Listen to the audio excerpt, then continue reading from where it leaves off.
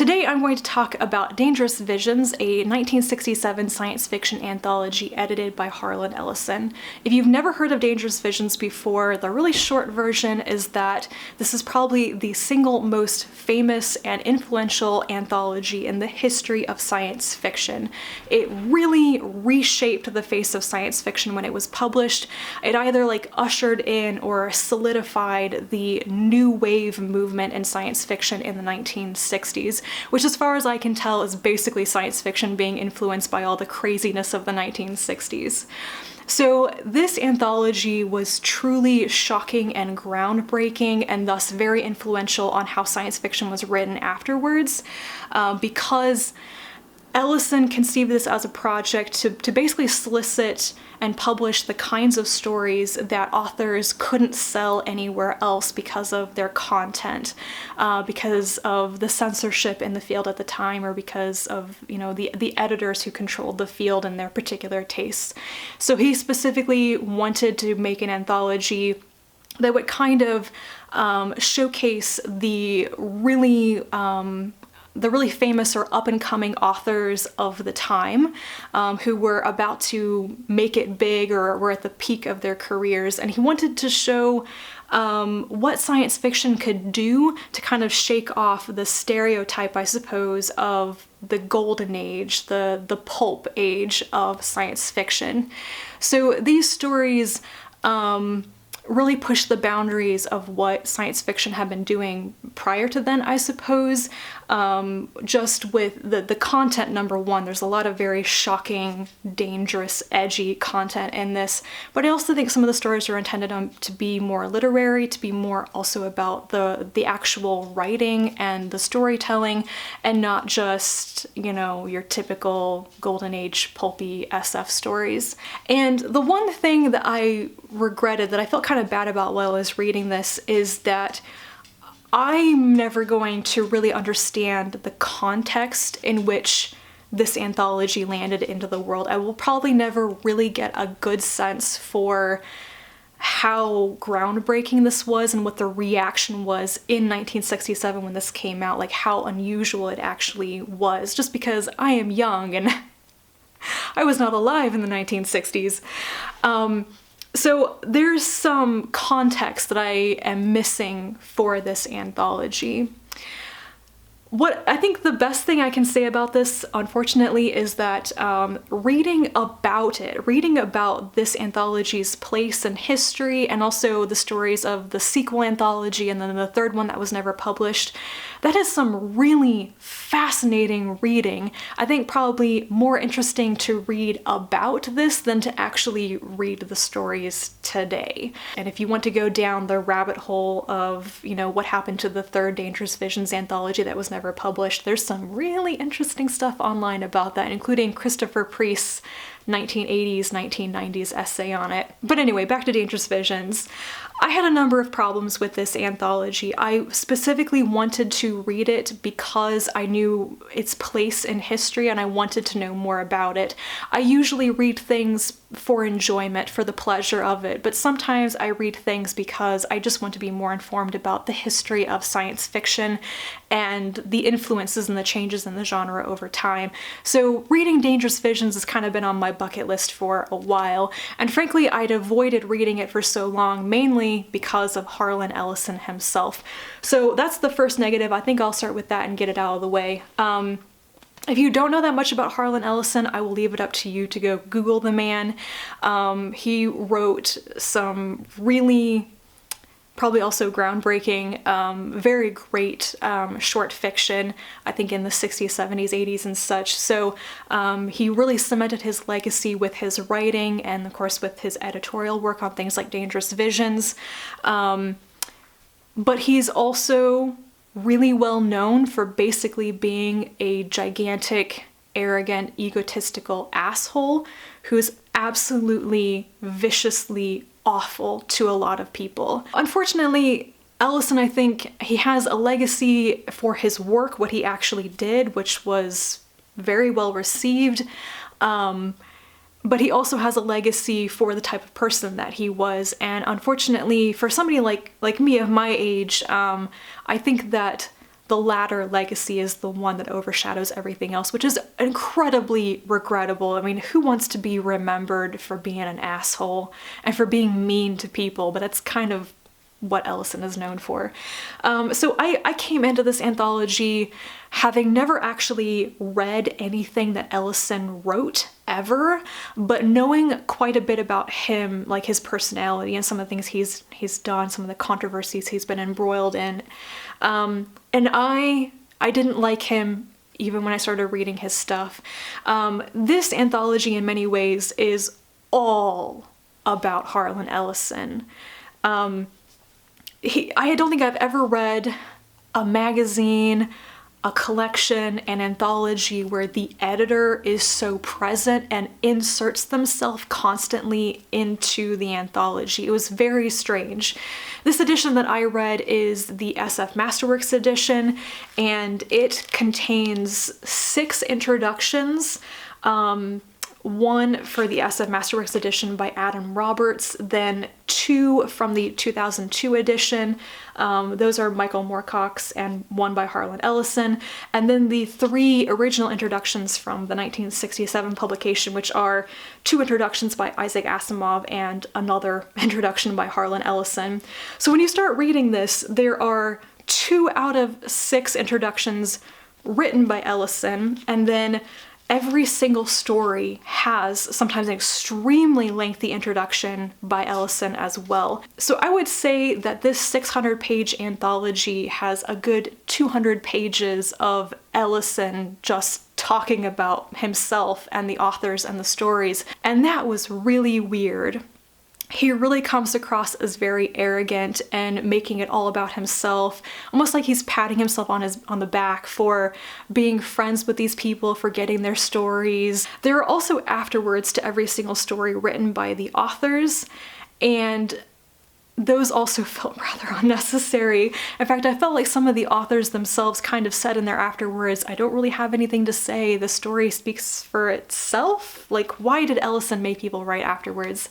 So there's so much like commentary on the stories. So that's, the first strike against this anthology is that I don't like Ellison. And I think if you don't like the man, you're not going to have a great reaction to how much of him is in this anthology. The second thing that I didn't really like is a lot of the content. I do get that this is meant to be dangerous content. It's meant to be shocking. And so you have a lot of stories where people talk about sex and drugs and politics and religion, incest, lots and lots of violence. And I think I was expecting to be shocked less, because I thought that something that was published in 1967 that was shocking then probably wouldn't be that shocking now. And I don't think it actually was truly shocking. It's actually nothing that I haven't already read in much more modern stuff, to be honest. But I actually thought that a lot of that content felt like it was tacked on for shock value, not because the story needed it or because it really informed the story or the plot or the characters or anything, but just because it was necessary to meet the theme. So a really good example of that is the story by Brian Aldiss, which is called The Night That All Time Broke Out. This was actually quite a fun story. It's basically about how time has been like harnessed as a utility, so people can have time piped into their houses, and it kind of lets people time travel in a way. And this system breaks one day. All of a sudden there's just like time gushing all around and things go crazy. And there is this little bit where the husband in the story, the main character is the wife, the husband makes a comment basically about having a Lolita fetish and wanting to see his wife in her little girl body, like, I could be into little girls sexually. And I just was like, that little aside is the dangerous content. And it was so unnecessary. But what I really wasn't expecting is how much sexual violence and violence towards women there is, especially in the first third or so of the anthology. Just story after story with blatant sexism of the era. But beyond that, actual horrific violence against women.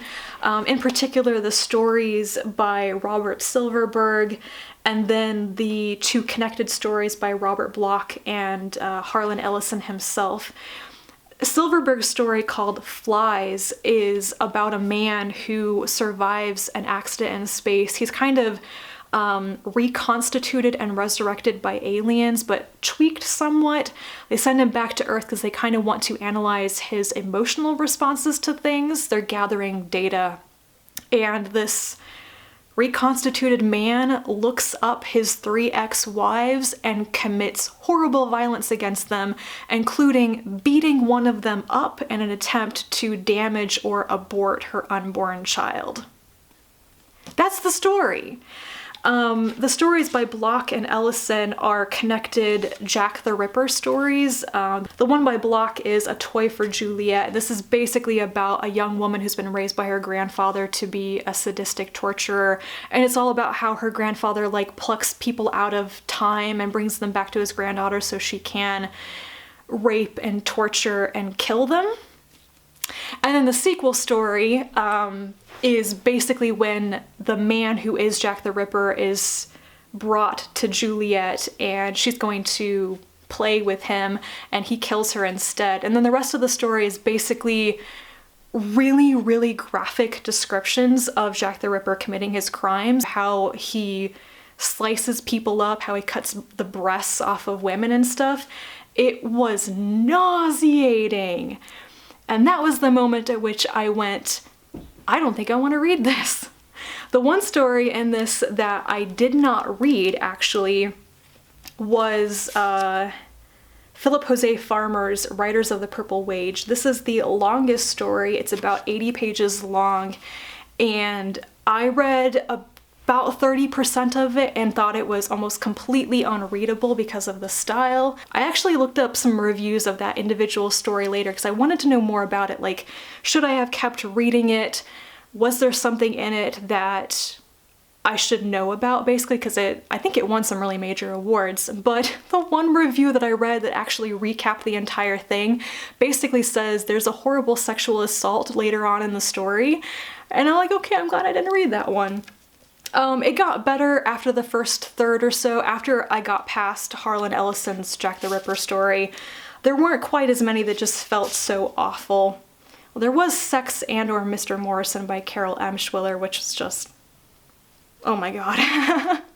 And the other story by a woman, The Malley System by Miriam Allen DeFord, that one begins with a scene of child rape. And the one other story by a woman in this one is Go, Go, Go, Said the Bird by Sonia Dorman, which I actually thought was pretty interesting. That was a story, I think it was kind of about being or feeling like you are consumed and driven out by the next generation in some ways. Kind of a story about motherhood and what your children take from you afterwards or something. It felt exactly like a type of story that I would see published in magazines today. It still felt very relevant, but very dark. So on the whole, you know, there are 33 stories in this written by 32 different authors, and of those 33, I greatly disliked or was bored by almost every single one. There were only a few that I actually enjoyed reading or thought were okay. And those were Faith of Our Fathers by Philip K. Dick, which was still depressing but very readable. Utopia by Poul Anderson. Basically, this is a story about homosexuality and pederasty. And I actually found it interesting by the end. I don't think I really agree by today's standards with the depiction of some of these things, but the way that it ended got me to go back and reread parts of the story because the ending just made it. Then there is If All Men Were Brothers, Would You Let One Marry Your Sister by Theodore Sturgeon. This one could have been a winner for me. I really like Sturgeon, actually. It was so good right until it turned into the incest story. And if there's one thing that can get me to DNF a story instantaneously, it's incest. And then Go Go Go Said the Bird by Dorman. Like I said, I thought that one was quite good. Very modern feeling, actually. The Recognition by J.G. Ballard, and Carcinoma Angels by Norman Spinrad. This is probably the most unusual story in this, in that many of them are about some things that are obviously shocking graphic content meant to shock you, like incest, child rape, domestic violence. But Carcinoma Angels is about cancer. It was very unusual for this. And then I and Gomorrah by Samuel R. Delany, which actually I already knew that I liked. It's the very last one. It's one of the best in the collection. I read it years ago and I was kind of waiting to get to the end to be rewarded with a story that I already knew that I liked. And I think there are actually some things in that story by Delany that, in a little content-wise, maybe not quite so good today, doesn't work quite so well, but it was still written so well. It's still fascinating to read it today. As you can probably tell, I just did not enjoy this very much. It became quite a slog to read, and I was relieved when I was done with it. Even with the stories that I liked, that I think are worth reading today, I would not recommend reading this entire anthology to get to those few stories. I would say look up the table of contents and find out where these things have been reprinted, what other collections they're in, or if they're even free to read online. That's probably a better way to spend your time. So I would really only recommend this in two scenarios. The first one is if you're like me and you read things like this for the educational and historical value and not always for the pure entertainment value. If you go into it thinking you might not enjoy it, but you want to know what the thing is so that you have an opinion on it, then I'd say go ahead and read it. And the second scenario is if you already know that you are not very sensitive, or as sensitive as I am, to graphic, dark content. If you enjoy horror, if you enjoy like dark science fiction, dark fantasy, then you'll probably enjoy this a lot more. The content in it will not be as off-putting as it was for me. But other than those two cases, I don't know. I think that this anthology probably doesn't strike modern audiences the same way it did audiences in 1967, and it comes down to your personal taste on whether you enjoy reading things like this today. So I think those are all of my jumbled thoughts on Dangerous Visions. At one point I thought I was going to go ahead and read the second one called Again Dangerous Visions, but I think I'm done. I've read the really, really famous one. I can have an opinion on it now, an informed opinion, let's say, and that is that. So let me know if you have read this anthology or any of the stories in it, what you thought of them. Do you have any opinions on how this was received back in the day versus now in 2019? Let me know in the comments down below. Thank you very much for watching, and I will talk to you again soon, and until then, bye.